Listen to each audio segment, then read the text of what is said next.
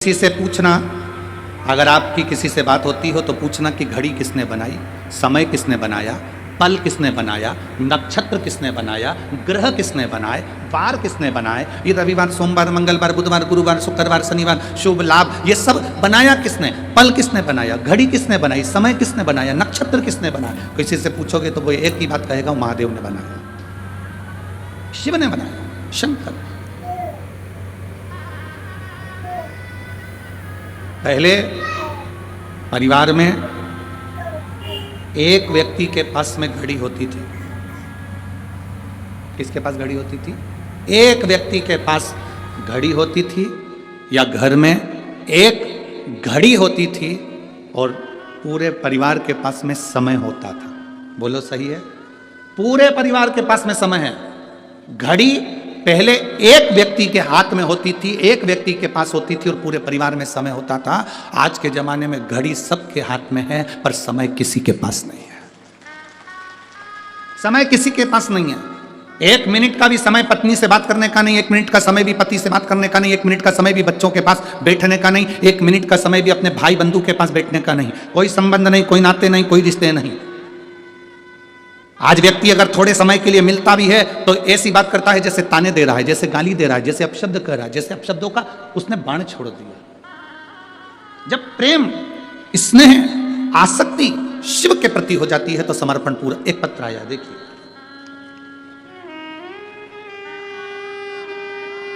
मैं बिमला देवी श्री गंगानगर राजस्थान से हूं। कहीं बैठी हैं बिमला देवी? कहीं बैठी हो तो हाथ हिला सकती हैं। मैं बिमला देवी श्री गंगानगर राजस्थान से आई हूँ। कहीं बैठी हों तो हाथ हिला सकती हैं। जहाँ कहीं बैठी हों हाथ हिला सकती हैं। अगर हमें नहीं दिख रही और उनके पास के लोगों को दिख रही हो तो वो एक बार वहाँ से ताली बजा सकते हैं तो ध्यान में आ जाएगा। दिख गई हैं? अच्छा, एलईडी के पास, ठीक है। हाथ हिला तो एक बार।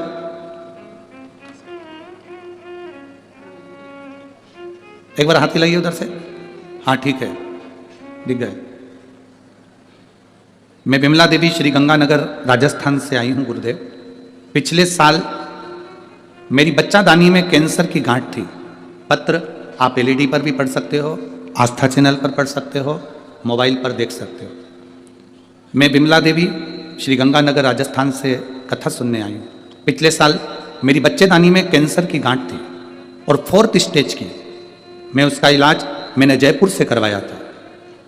जयपुर में 4th स्टेज का इलाज करवाने के बाद भी मेरा तकलीफ मिटी नहीं।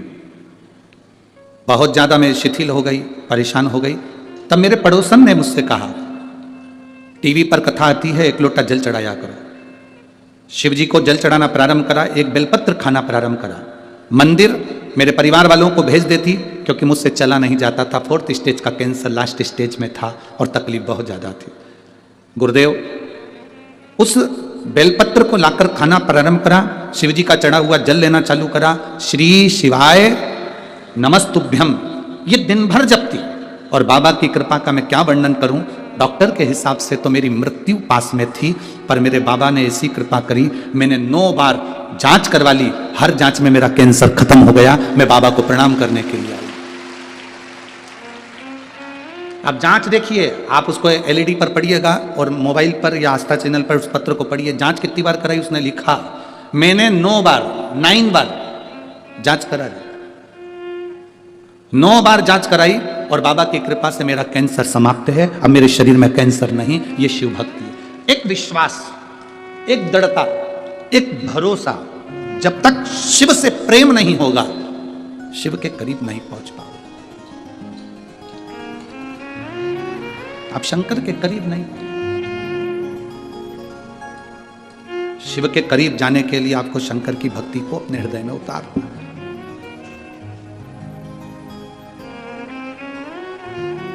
लगा थोड़ी तकलीफें हैं जिंदगी में। जिम काहे के लिए जाते हो? मेरे बेटा बेटी जिम जाते हैं। यहाँ पर भी बैठे होंगे बच्चे जो जिम जाते होंगे। जिम काहे के लिए जाते हो? शरीर को मजबूत बनाने के लिए। बोलो, मेरी बेटा बेटी यहाँ बैठे होंगे जो जाते होंगे जिम एक्सरसाइज करने के लिए। जिम काहे के लिए जाते हो? अपने शरीर को मजबूत बनाने के लिए। मजबूत।